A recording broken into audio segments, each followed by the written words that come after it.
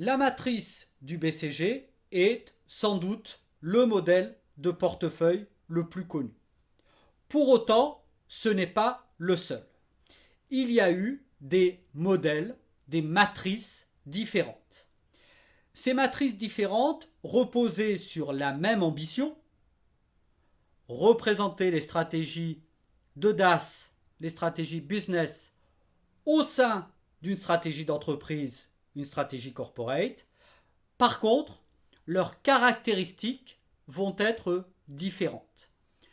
Elles vont également chercher à mesurer l'efficacité de l'entreprise et l'efficacité du marché, mais elles vont le mesurer de façon différente. Première de ces matrices, la matrice dite de McKinsey, qui est un autre cabinet de consultants américains. Pour mesurer l'efficacité de l'entreprise, McKinsey utilise le concept d'atout de l'entreprise. On dira que les atouts peuvent être faibles, moyens ou forts. Pour mesurer l'efficacité du marché, on utilisera le concept d'attrait du marché, qui peuvent également être faibles, moyens ou forts. Deux différences fondamentales par rapport au BCG. Première différence, le nombre de positions possibles. Des 4 positions du BCG, on passe à 9 positions possibles. Deuxième différence, la façon dont on construit les critères. La construction du positionnement dans le BCG est purement objectif, purement quantitatif. Dans la matrice McKinsey, on va certes utiliser des variables quantitatives, mais on va les compléter avec des variables qualitatives.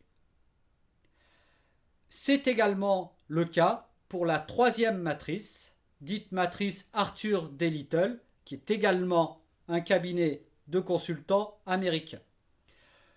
Pour cette entreprise, le positionnement va également concerner l'entreprise et le marché.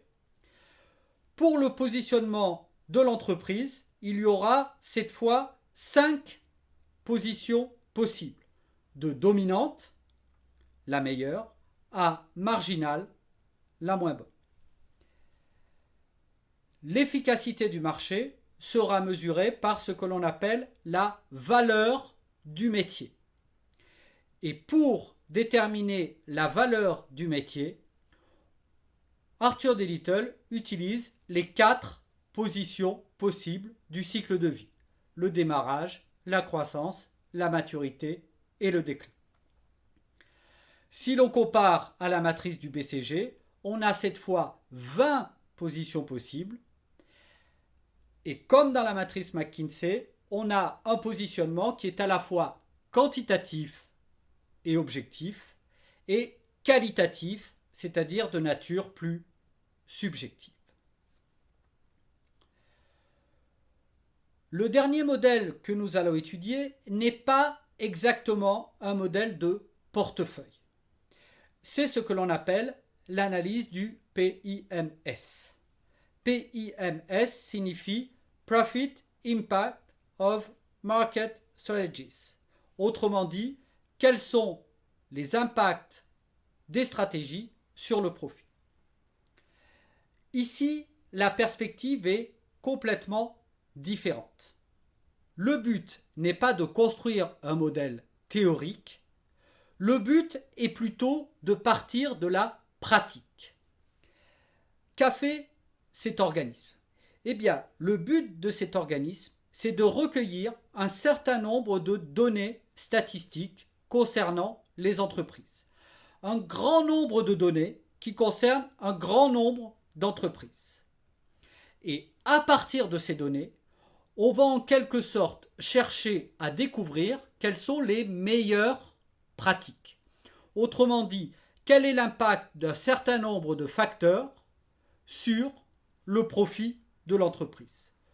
Le but étant bien évidemment de repérer quels sont les facteurs favorables, quels sont les facteurs défavorables à la compétitivité. Ces facteurs, ils sont de plusieurs types. La part de marché, l'image de l'entreprise, la croissance du marché, la position dans le cycle de vie, ce qu'on appelle l'intensité capitalistique, c'est-à-dire les investissements, disons plutôt en machines, etc., etc. Et à partir de toutes ces données, le PIMS a établi ce que l'on appelle des règles qui vont en quelque sorte favoriser certaines entreprises qui sont dans certaines configurations. Pour autant, ce modèle du PIMS ce n'est pas parfait.